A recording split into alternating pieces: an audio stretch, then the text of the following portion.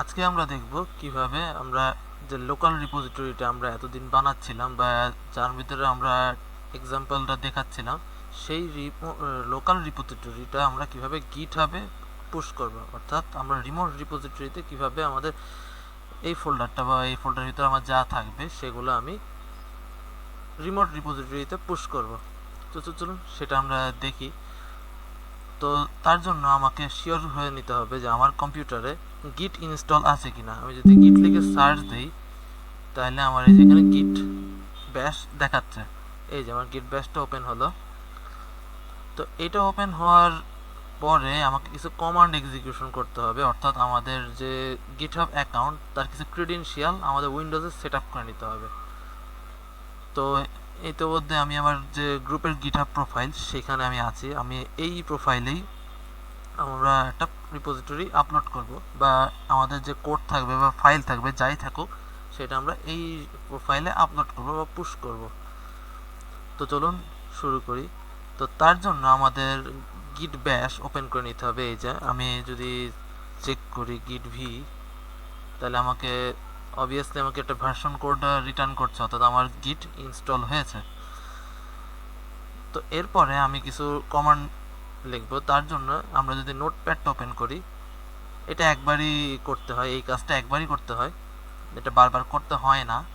তাই এটা আপনারা চাইলে লিখে রাখতে পারেন, বা আমি এটা কমেন্টে বা ডেসক্রিপশনে আমি দিয়ে দেবো এই কোডটা। তো প্রথমে আমরা যেটা এক্সিকিউশন করব সেটা হচ্ছে গিট config global user dot name, এবং এই কোটেশনের ভিতরে যে অ্যাকাউন্টটা সেই অ্যাকাউন্টের ইউজার নেম থাকবে। তো আমাদের এই গিটহাব প্রোফাইলের ইউজার নেম হচ্ছে এই যে ROL2022, এটা হচ্ছে আমাদের ইউজার নেম। তাহলে আমরা যদি এটা কপি করে নিই, কন্ট্রোল সি, এরপরে আমি গিট ব্যাশে যাই, এখানে যদি আমি এটা পেস্ট করে দিই, এখন আমাকে ওই ইউজার নেমটা পাস করে দিতে হবে, ROL2022, এটা হচ্ছে আমার ইউজার নেম। যদি আমি এন্টার দিই কোনো কিছুই রিটার্ন করবে না। এখন আমরা যদি আবার নোটপ্যাডে যাই, এখন আমাদের বলতে হবে গিট কনফিগ ইউজার ডট ইমেল, অর্থাৎ আমাদের যে গিটহাব প্রোফাইলটা যে ইমেলের আন্ডারে লগ ইন করা সেই ইমেল অ্যাড্রেসটা আমাদের দিতে হবে।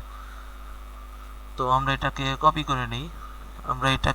করে নিয়ে এটাকে মিনিমাইজ করলাম। আমরা আবার গিট ব্যাশে যাই, পেস্ট করে দিই, এখানে আমাকে সেই ইমেল অ্যাড্রেসটা বলতে হবে। তো আমরা আমাদের ইমেল অ্যাড্রেসটা আমরা কপি করে নিতে পারি, বা এভাবে লিখে দিতে পারি republicoflegends2022@gmail.com। এটা হচ্ছে আমাদের ইমেল অ্যাড্রেস, আমাদের গ্রুপের ইমেল অ্যাড্রেস। তো আমি যদি এটা এন্টার দিই, আমার মোটামুটি কাজ শেষ এই জায়গায়। এখন আমরা চলুন একটা ফোল্ডার ক্রিয়েট করি, সেই ফোল্ডারে আমরা কাজ করি বা কিছু ফোল্ডার বা ফাইল নিয়ে আসি। তো এই হচ্ছে আমার সেই ফোল্ডারটা আমি এখানে ক্রিয়েট করেছি এক্সাম্পল নামে। তো আমি এখানে একটা ফাইল বানাচ্ছি, একটা টেক্সট ডকুমেন্ট বানাচ্ছি, যেমন ডে 6, এবং এটা আমি ওপেন করে লিখলাম ডে 6 ডে 6 লিখে জাস্ট আমার এই ফাইলটাই থাকবে, কারণ এই ফাইলটাকে আমি এখন টার্মিনাল দিয়ে ওপেন করব। আমি এই ফাইলটা টার্মিনাল দিয়ে ওপেন করতে চাই। সামহাও এটা টার্মিনাল দিয়ে কি ওপেন হবে? আই থিঙ্ক আমার এটার মধ্যে টার্মিনালটা ইনস্টল নাই। আমরা যদি টার্মিনাল লিখে সার্চ দিই, আচ্ছা আমার সিএমডি আছে, আচ্ছা আমি সিএমডি দিয়ে ওপেন করি। এটা সিএমডি,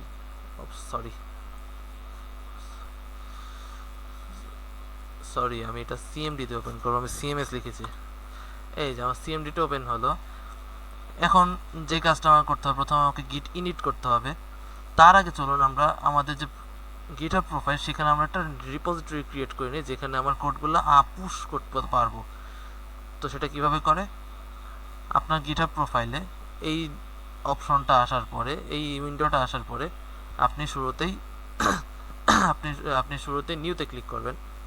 নিউতে ক্লিক করার পরে এখানে আমাকে যে কোনো একটা রিপোজিটরির নাম দিতে হবে, যেমন এটার নাম দিয়ে আমি টেস্ট আমি নাম দিলাম। আপাতত আমি এটাকে প্রাইভেট করে রাখছি, আমি এটা শেয়ার করতে চাই না। এটাকে আমি ক্রিয়েট রিপোজিটরি দিয়ে আমি রিপোজিটরিটা ক্রিয়েট করে নিলাম। Okay fine. এখন আমাকে কিছু কোড বলছে, আমরা মূলত এই কোডগুলো এক্সিকিউট করব। প্রথমে আমাকে বলছে একটা রিডমি ফাইল ক্রিয়েট করতে। চলুন আমরা এটাকে কপি করে নিই। আমি কপি করে নিলাম, এবার আমি এখানে পেস্ট করে দিই। আচ্ছা, তাহলে আমরা যদি এবার এলএস দিয়ে চেক করি, সরি এখানে এলএস দিয়ে চেক না, আমি গিট ইনিট করে দিই। এরপরে যেহেতু আমাকে পরবর্তী কোড লাইনটা বলছে, আমি গিট ইনিট করব। ওকে সরি, গিট ইনিট করার পরে আমরা যদি এবার গিট স্ট্যাটাসটা চেক করি,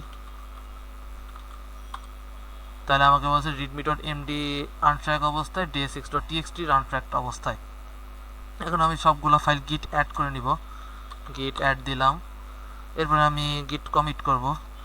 গিট কমিট একটা মেসেজ পাস করে দিতে হবে, যেমন আপলোড হোয়াট এভার দিলাম। তাহলে আমার এটা কমিট হয়ে গেল। এখন আমার যেটা করতে হবে, আমাকে একটা ব্রাঞ্চ সেট করে দিতে হবে। এখন কি ব্রাঞ্চ মানে কি এটা আমরা না জানি, আমরা এটা আপাতত স্কিপ রাখি। এটুকু জানি যে আমাদের এটা ব্রাঞ্চিং এর করতে হয়, তো আমরা মেন ব্রাঞ্চে এটা আপলোড করতে চাই, তাই আমরা মেন ব্রাঞ্চ ইউজ করব। তার জন্য আমি কি কমান্ড দিলাম, git branch m main।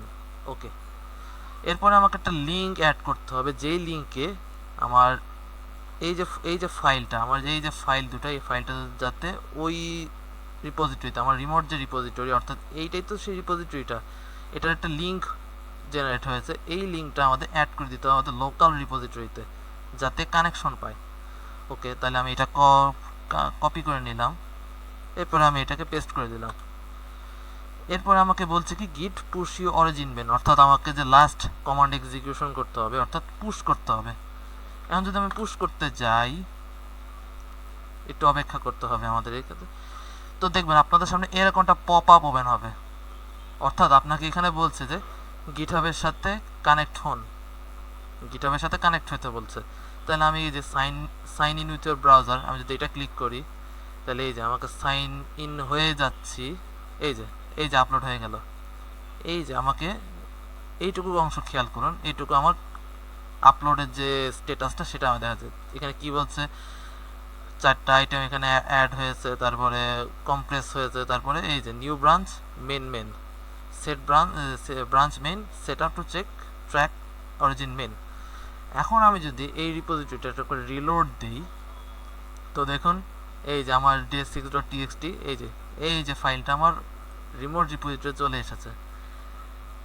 আমি যদি এরপরের বার আবার যদি আমি কিছু আপডেট করি, লাইক আমি এখানে একটা কিছু আপডেট করলাম, বা আচ্ছা যাই হোক, আমি আরেকটা ফাইল বানিয়ে নিই, যেমন day6 part 2 হোয়াট এভার দিলাম কিছু একটা, এখানে আমি বলে দিলাম ব্লা ব্লা ব্লা কিছু একটা দিয়ে সেভ করে দিলাম। এখন আমি যদি আবার এখানে চেক করতে চাই, আচ্ছা যাই হোক, আমি এটাকে ক্লিয়ার করতে পারছি না, আমি আবার সিএমডিটা ওপেন করি। আচ্ছা, এখানে যদি আমি আবার গিট চেক করতে চাই, গিটের স্ট্যাটাসটা চেক করতে চাই, তাহলে আমাকে বলছে যে day6 part 2 txt এইটা আনট্র্যাক অবস্থায় আছে। এখন আমি যেটা করবো, আমাকে আবার তো ইনিট করতে হচ্ছে না, আমি ডিরেক্ট গিট অ্যাড করে দেবো।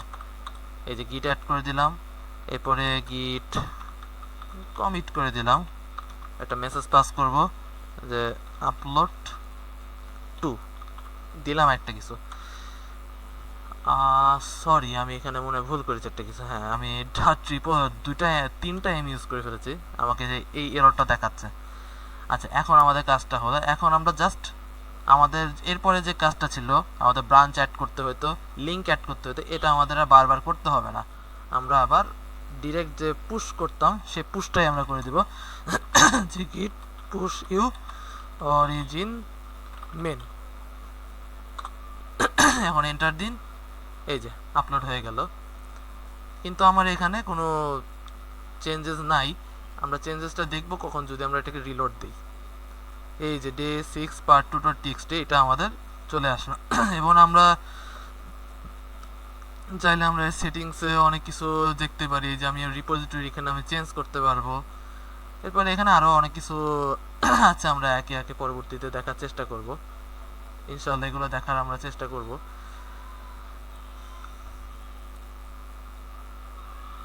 তো তো আজকের ভিডিওতে আমরা দেখলাম কিভাবে আমরা লোকাল রিপোজিটরিটাকে আমরা রিমোট রিপোজিটরিতে আপলোড করব বা কানেক্ট করব বা বলতে পারেন পুশ করব কি করে। সবাইকে ধন্যবাদ।